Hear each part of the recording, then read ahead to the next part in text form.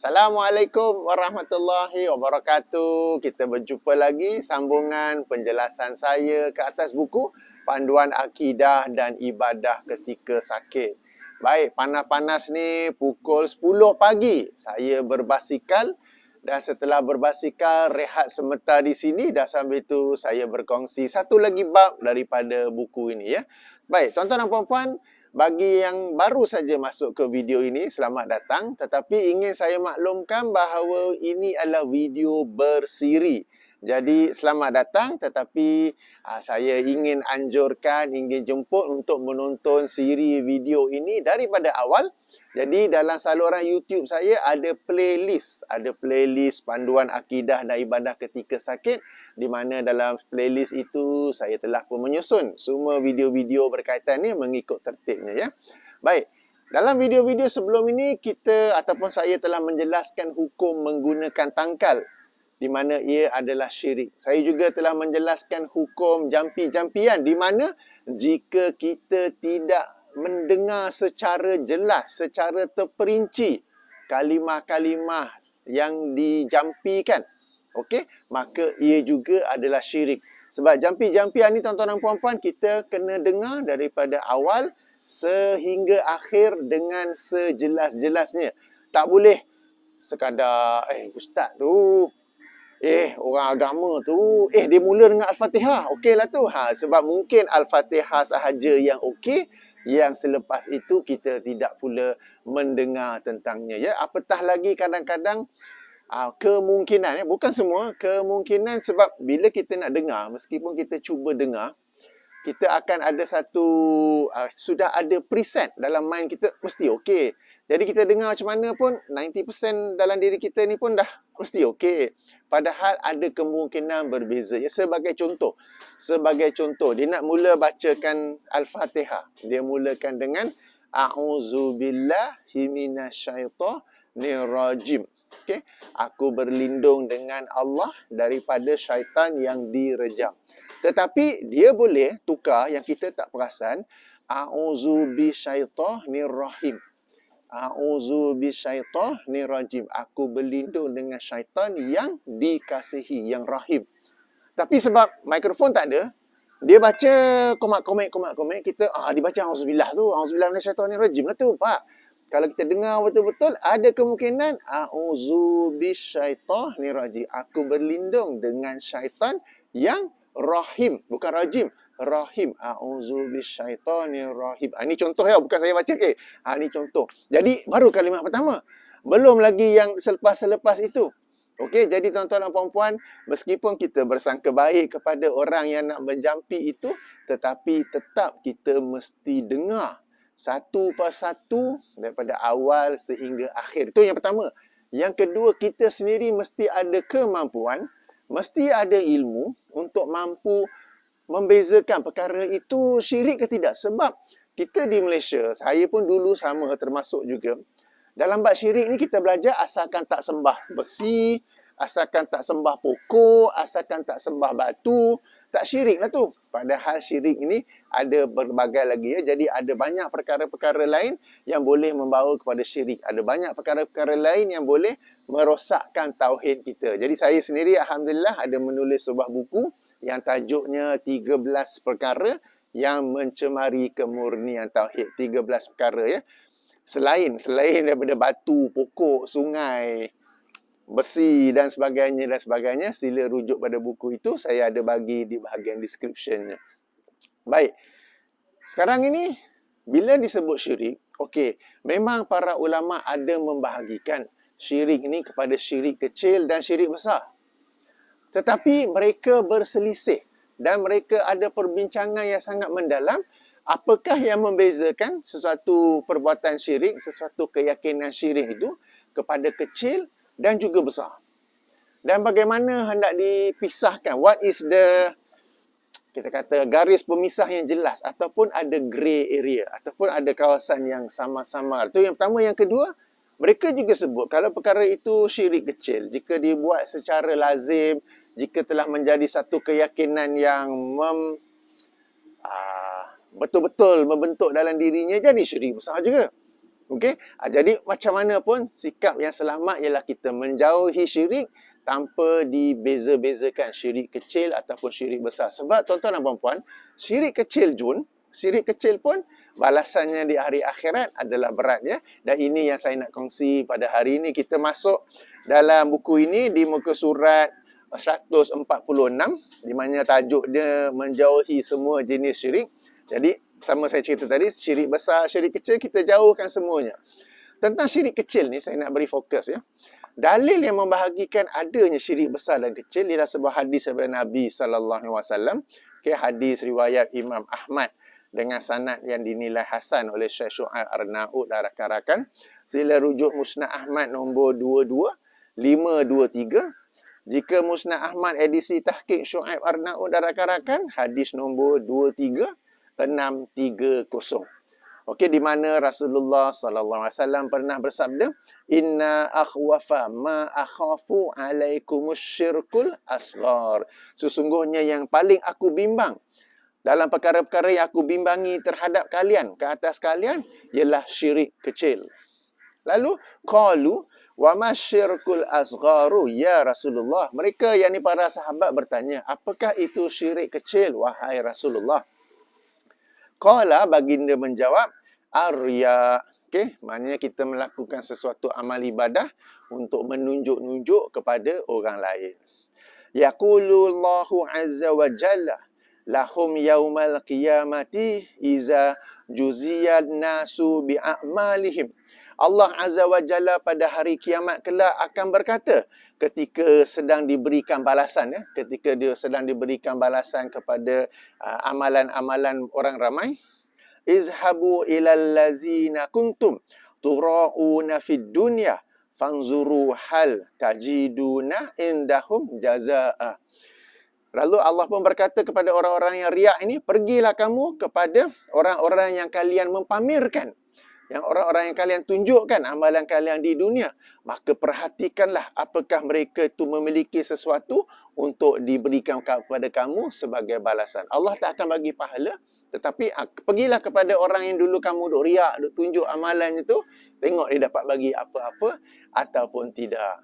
Ini hadis yang memberi peringatan kepada kita tentang riak, dan ia juga menjadi dalil adanya pembahagian syirik kepada yang kecil dan juga yang besar. Yang ini syirik kecil itu ialah riak.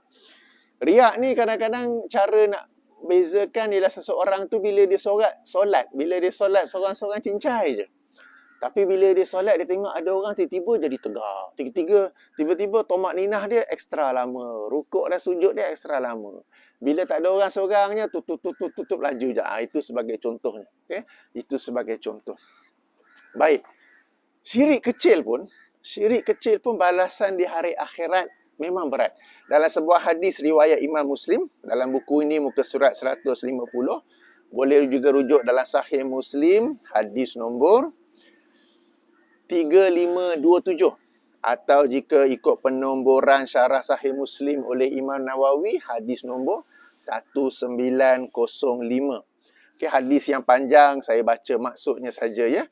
Daripada Abu Hurairah radhiyallahu anhu bahawa Rasulullah sallallahu alaihi wasallam, sesungguhnya manusia yang paling awal diadili pada hari kiamat kelak ialah seorang lelaki yang mati syahid.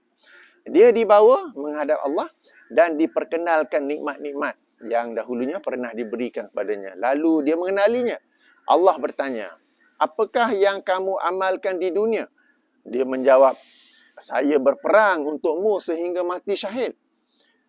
Allah berfirman, kamu berdusta, akan tetapi kamu berperang agar dikatakan sebagai pemberani. Dan itu telah diperkatakan oleh orang ramai. Memang orang ramai telah memperkatakannya. Kemudian diperintahkan agar dia diseret di atas wajahnya, di atas mukanya, sehingga dilempar ke dalam neraka. Ini orang yang pergi berjihad. Tetapi dia riak. Dia nak supaya orang puji-puji dia sebagai hero, sebagai mujahid. Ya. Okay, kes yang kedua. Seorang lelaki yang mempelajari ilmu, mengajarnya dan membaca Al-Quran. Dia dibawa menghadap Allah dan diperkenalkan nikmat-nikmat yang pernah diberikan kepadanya di dunia dahulu. Lalu dia mengenalinya dan Allah pun bertanya, apakah yang kamu amalkan di dunia? Dia menjawab, saya mempelajari ilmu, mengajarnya dan membaca untukmu Al-Quran. Allah berfirman, kamu berdusta. Akan tetapi kamu mempelajari ilmu supaya dikatakan sebagai seorang alim. Dan membaca Al-Quran supaya dikatakan sebagai seorang qari. Dan itu memang telah diperkatakan. Maknanya di dunia dulu memang ada orang telah puji-puji dia. Kemudian diperintahkan agar dia, orang itu tadi, diseret di atas wajahnya sehingga dilemparkan ke dalam neraka. Okay, jadi ini orang yang menuntut ilmu, mengajar ilmu, membacakan Al-Quran, tetapi dengan tujuan supaya dipuji. Dia seorang yang alim, dia seorang ustaz, dia seorang syekh, atau seorang qari yang pandai baca Quran. Ya. Lalu, ini pun satu bentuk riak, sirik kecil, tetapi balasannya diseret di atas mukanya dan dilempar ke dalam neraka. Baik, kes ketiga. Seorang lelaki yang dilapangkan Allah rezekinya dan dia mensedekahkan semua hartanya kepada golongan yang layak menerimanya. Oh, dermawan. Dia dibawa menghadap Allah dan diperkenalkan nikmat-nikmat yang pernah diberikan kepadanya. Lalu dia mengenalinya. Allah bertanya, apakah yang kamu amalkan di dunia? Dia menjawab, saya tidak meninggalkan jalan yang kamu sukai untuk diberikan sedekah. Melainkan, saya bersedekah padanya untukmu. Mana jalan di sana, nampak ada rumah anak yatim, terus sedekah. Nampak ada rumah orang tua, terus sedekah. Nampak ada NGO kebajikan, terus sedekah. Nampak ada NGO dakwah, terus sedekah. Okay. Allah berfirman, kamu berdusta. Akan tetapi kamu melakukan itu supaya dikatakan dia seorang yang dermawan. Dan itu telah diperkatakan. Jadi dia melakukan semua itu supaya orang puji-puji bahawa dia seorang dermawan. Dan memang pun telah dipuji ketika di dunia dahulu. Kemudian diperintahkan agar dia diseret di atas wajahnya sehingga dilemparkan ke dalam neraka. Baik, so hadis ini saya bacakan sebagai, untuk apa kita ambil iktibar. Walaupun syirik kecil, yang ini riak syirik kecil, tetapi balasannya tetap juga berat, yang ini api neraka. Maka ayuh kita tinggalkan semua jenis syirik, baik syirik kecil maupun syirik besar. Ya. Jadi sekali lagi sebagai kesimpulan, ya, tuan-tuan dan puan-puan, memang para ulama ada membahagikan syirik kecil, syirik besar, tetapi mereka berbeza-beza pandangan dalam menentukan yang mana kecil, yang mana besar. Yang confirm berdasarkan hadis Nabi ialah riak. Itu adalah syirik kecil. Perkara-perkara lain yang Nabi SAW sebut sebagai syirik, Nabi tak kata syirik kecil itu besar. Macam memakai tangkal, terus Nabi kata syirik.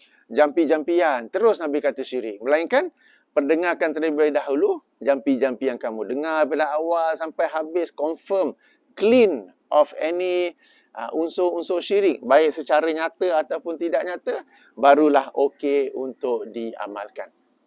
Okey, jadi benda apa yang Nabi sebut sebagai syirik tu, Nabi tak bezakan tu kecil atau besar.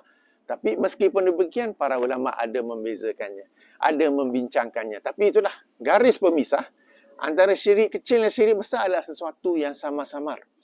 Maka adalah lebih selamat untuk kita menjauhi kesemuanya. Sebab meskipun syirik kecil yang confirm, seperti riak, balasannya adalah memang berat. Di hari akhirat tak dapat apa-apa balasan. Allah berkata kepada orang yang melakukan riak itu, pergilah kamu kepada orang-orang yang dahulunya kamu mempamerkan amaran kamu, lihatlah pada mereka apakah mereka ada banjaran pahala yang untuk diberikan kepada kamu. Apakah mereka ada syurga untuk diberikan kepada kamu. Kemudiannya pun, mereka ni bukan saja tak dapat apa, diseret di atas muka dan dibuang ke dalam neraka. Jadi tuan-tuan dan puan, ayuh kita jauhi semua bentuk syirik, baik yang jelas ataupun yang tidak jelas, baik yang orang sudah macam biasa amalkan, ya ke aku tak tahu bahawa benda itu syirik. Memang kita tak tahu sebab tuan-tuan dan puan, kita di Malaysia, kita belajar perkara-perkara membatalkan wuduk, kita belajar perkara-perkara membatalkan solat, perkara-perkara membatalkan puasa, perkara-perkara membatalkan ihram bagi orang yang pergi umrah dan juga haji. Tapi perkara-perkara membatalkan Islam, perkara-perkara yang merosakkan tauhid, yang itu jarang-jarang kita belajar. Ya. Jadi ayuh kita mempelajarinya, dan ini sebagai harapnya menjadi satu mukadimah, satu daya penggerak untuk kita belajar tentang perkara-perkara yang membatalkan Islam, perkara-perkara yang merosakkan tauhid kita kepada Allah Subhanahu Wa Taala. Baik, kita bersambung lagi insya-Allah. Ya, kita sambung lagi insya-Allah. Subhanakallahumma wa bihamdika asyhadu an la ilaha illa anta astaghfiruka wa atubu ilaika. Assalamualaikum warahmatullahi wabarakatuh.